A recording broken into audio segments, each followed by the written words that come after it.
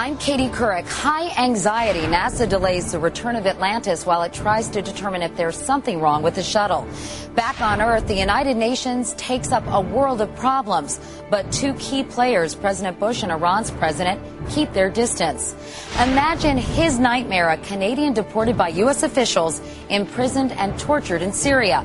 But it turns out he wasn't a terrorist after all. CBS News investigates. And if there's anything else you want to know, just ask this man. He knows about everything. A certified genius in our midst. This is the CBS Evening News with Katie Couric.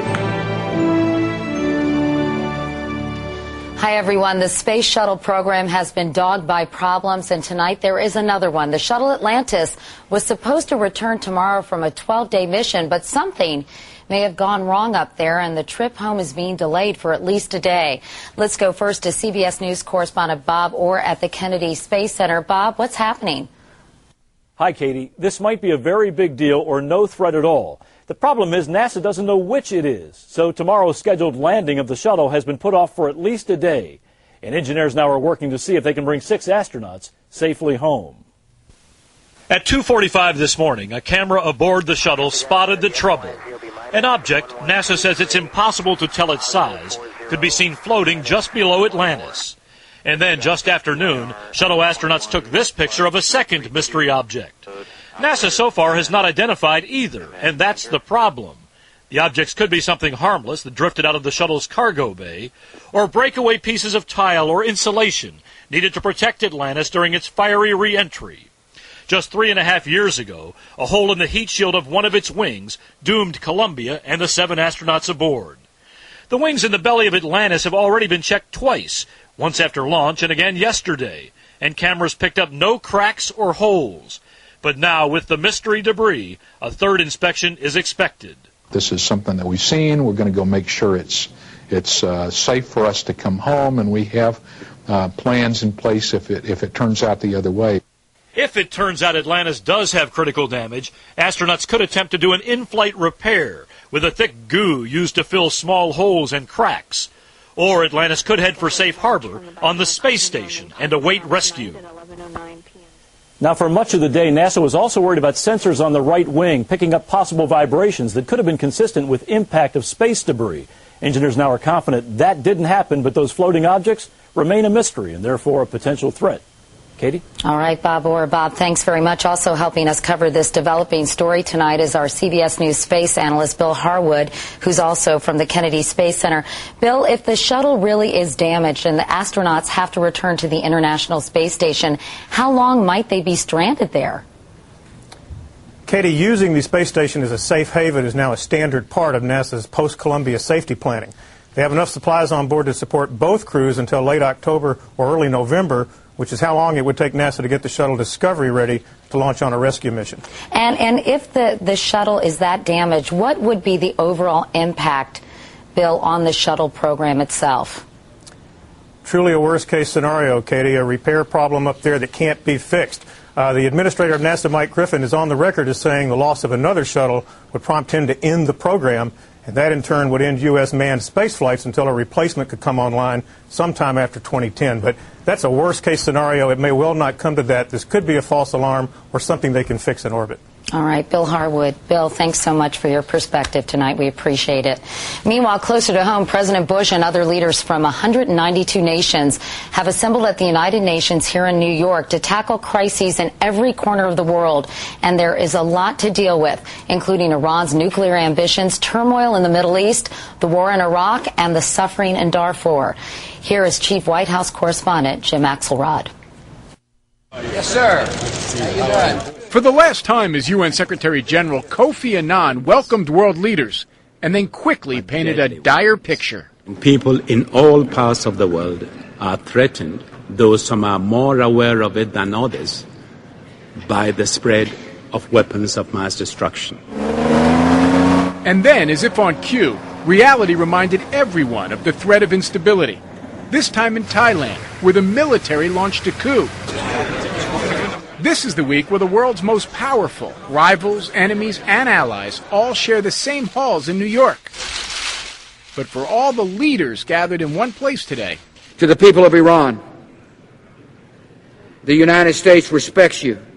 The president used the platform to speak directly to the people of the Islamic countries the U.S. finds itself at odds with. Iran, for instance. The president is here to line up allies to pressure Iran to give up any plans for nuclear weapons. Despite what the regime tells you, we have no objection to Iran's pursuit of a truly peaceful nuclear power program. Tonight, addressing a chamber well over half empty, Iran's President Ahmadinejad criticized the United States in clear, direct terms. Some seek to rule the world relying on weapons and threats, while others live in perpetual insecurity and danger. For all the anticipated drama of President Ahmadinejad and President Bush being in the same place at the same time, they didn't even see each other. Mr. Ahmadinejad didn't go to Mr. Bush's speech, and the president certainly didn't go to the Iranian leader's talk. Jim Axelrod, CBS News, New York. Perhaps no country has more at stake in Iran's nuclear aspirations than Israel, and for good reason. Less than 1,000 miles separate the two countries, and Iran's president has threatened Israel's very existence. Earlier, I spoke with Israel's Foreign Minister, Tzipi Livni. Will Israel allow Iran to develop nuclear weapons?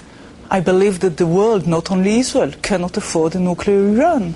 I would like also to add, I think that the fact that the Iranian president, the one who mocked the Holocaust, denies the Holocaust, speak openly and publicly about his vision of wiping Israel off the map, I think that this kind of person should not be invited to the United Nations. I believe that his speech here today, it is outrageous. And I believe that this kind of president cannot be a member of the family of nations. If Iran continues to thumb its nose at the United Nations, would Israel consider military action to stop it from building a bomb? Israel supports the efforts of the international community to stop Iran in promoting its nuclear plan in diplomatic means. That doesn't answer the question, though. I know that. Israel works with the international community. We believe that sanctions can work, and I believe that this is the right thing to do right now. Meanwhile, as Congress debates how to treat terror suspects, a little-known but very controversial practice is suddenly getting a lot of attention. It's called rendition. The U.S. secretly deports suspects to another country where torture is allowed. It happened to a Canadian man, and it turns out he was no terrorist. Chief Investigative Correspondent Armin Katayan has his story. In September 2002, Maher Arar, a Canadian citizen born in Syria, was making a connection through a New York airport when he says he became collateral damage in the war on terror. They arrested me. They never told me what they had against me. Acting on a tip from Canadian intelligence that this computer consultant was an Islamic extremist with suspected ties to al-Qaeda, U.S. authorities locked up Arar in isolation for 12 days before secretly whisking him away to Syria, a country with a reputation for torture in a practice known as rendition. I was a disappeared person. My family did not know where I was. I knew I was sent to Syria to be tortured. Beyond beatings with a 2-inch thick cable, a charge denied by Syria, Arar says he was held in a 6-foot underground cell he calls a grave. This underground cell ended up being my home for the next 10 months and 10 days. But now an exhaustive inquiry led by a Canadian judge concludes Arar's living nightmare was a horrific mistake. That intelligence tying him to terrorism was inflammatory, completely inaccurate, and should not have been given to the Americans. I was extremely happy that he cleared my name. I would like the U.S. government to remove my name, my wife's name, and my kids' names from the watch list.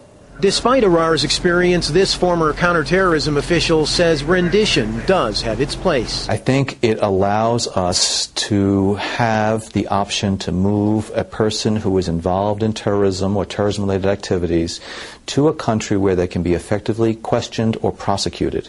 For his part, Arar has sued both the U.S. and Canada for damages. But what he really wants is an apology. And I think that will mean a lot to me.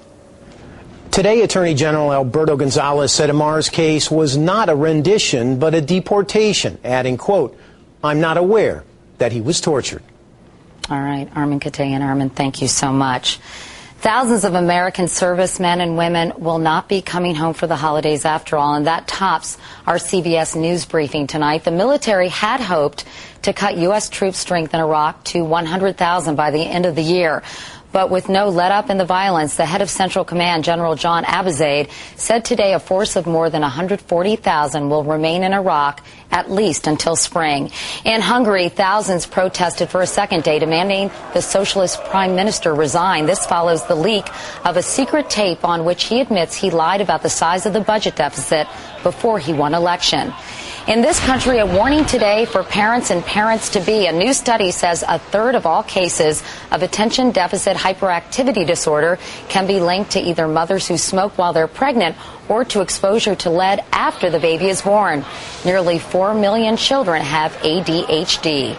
And we want to remind you that the CBS Evening News has gone multimedia. We're simulcast on many CBS radio stations and on our website, so if you're near a computer, click us on at cbsnews.com. Coming up next, cows and pigs, donkeys and elephants. What the Missouri State Fair can show me and you about the upcoming battle for Congress.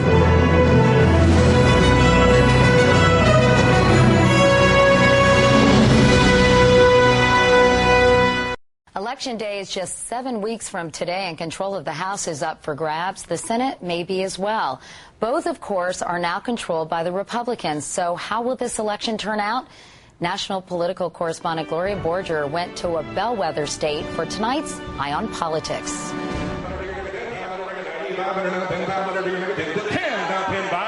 This champion ham fetched a fat 10 grand for the 4-H club at the Missouri State Fair. But the glad-handers outside the tent were more interested in politics than pork. Good morning, guys. Good morning. The Missouri Senate race is a dead-heat brawl, while the Democratic challenger Claire McCaskill calls for change in Washington. I think everybody's had enough, don't you think? It's good to see you. Hello. The Republican incumbent, Jim Talent, declares his independence from Washington. I'm an agent of change, and I always have run that way. With control of the Senate hanging by just 6 seats, both parties call this a must-win. And the themes playing here are being rerun in tight races all across the country. Missouri voters have a history of reflecting the national mood. And right now, President Bush is unpopular here. That's why running as a Republican incumbent requires some distance from the president. On the Iraq War in particular. Now, you said the administration has made some mistakes. Oh, yeah. In what areas and where? They underestimated how difficult it would be to pacify the central part of the country. I mean, they clearly thought we could get in and out quickly. Try as he might to run as his own man, Jim Talent is tied to President Bush by his Democratic opponent at every opportunity. Well, he agrees with President Bush more than I agree with my husband.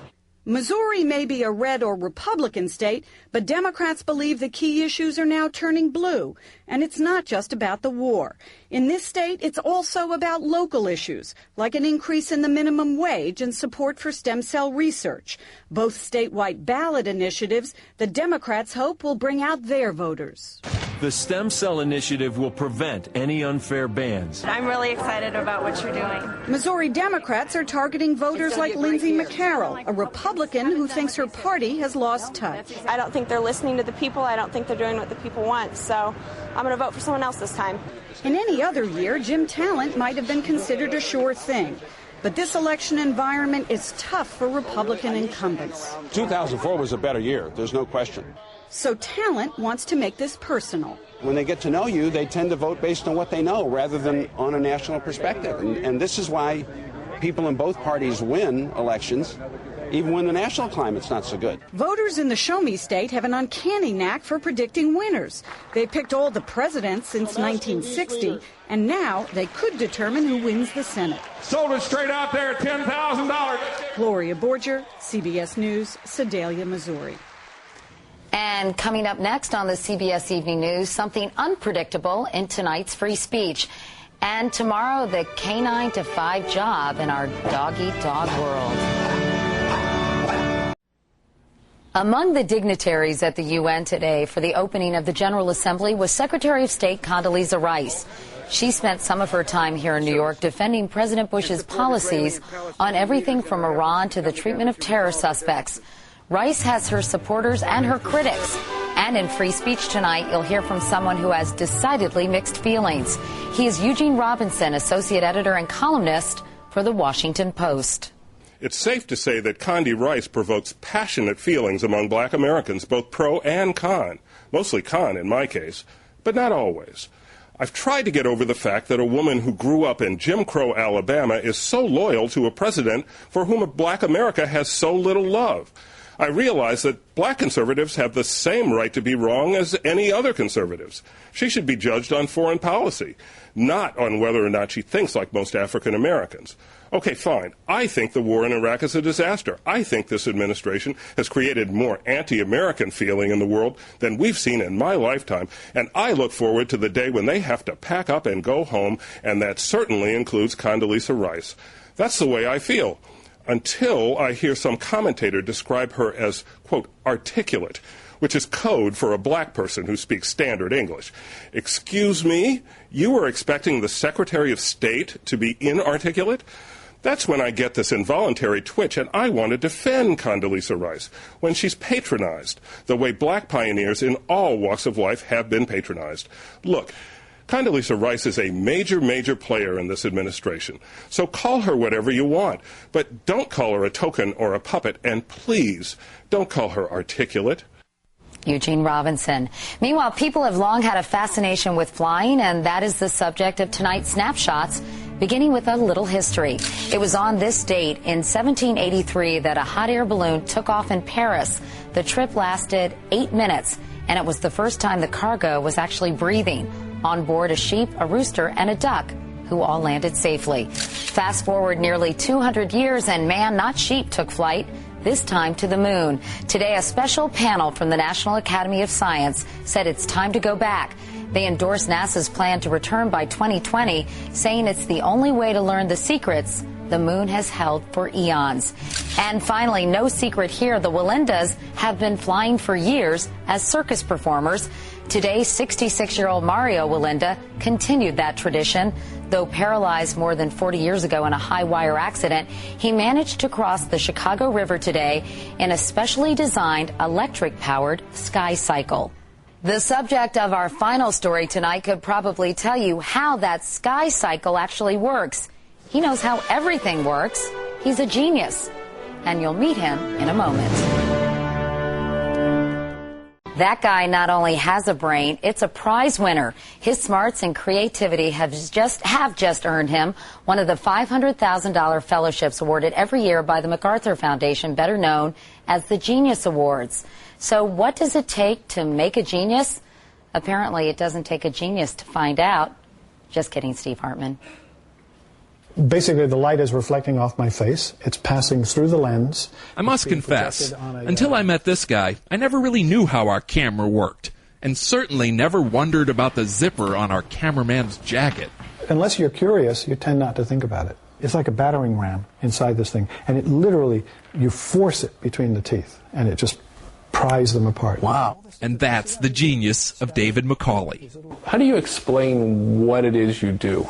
Actually, I think of myself as an explainer, as a visual explainer of things that interest me. In his book, The Way Things Work, Macaulay makes simple things fascinating. In other books, like Cathedral and Pyramid, he makes complicated things understandable, which is why today the MacArthur Foundation bestowed on him its Genius Award. Actually, the call came last week, but he had to keep it a secret until today. Once you hung up the phone, what do? You go down and you tell your wife. And right away, because she actually picked up the phone first and heard this man say, "Are you alone?" And in addition to the title of genius, the award also comes with a $500,000 prize, money the genius is supposed to use to do more genius things. In Macaulay's case, that means more painstakingly drawn, minutely detailed books. You want to make stained glass? There really doesn't seem to be anything Macaulay can't make interesting and understandable. In fact, his next book will attempt to explain one of the most complicated structures on Earth. You. You want to keep the blood down here. It goes up through the aortic arch, which is here. You talk like you've been in medical school. I've been to medical school, yes. That was that was one heck of a semester. In the time Macaulay spent researching this book, 6 years, he could have been a doctor. And you knew nothing about anatomy when you started. Right. Am I impressing you? Yes. Oh, good. Have you looked in the mirror at all and just said, you're a genius? No. No? No. See, that's the first thing I would do. I don't think it's really sunk in, to be quite honest with you, what it really means. Plus, he'd probably just end up explaining how the mirror works anyway. Steve Hartman, CBS News, Norwich, Vermont. And that is the CBS Evening News. I'm Katie Couric. Thanks so much for watching. Good night.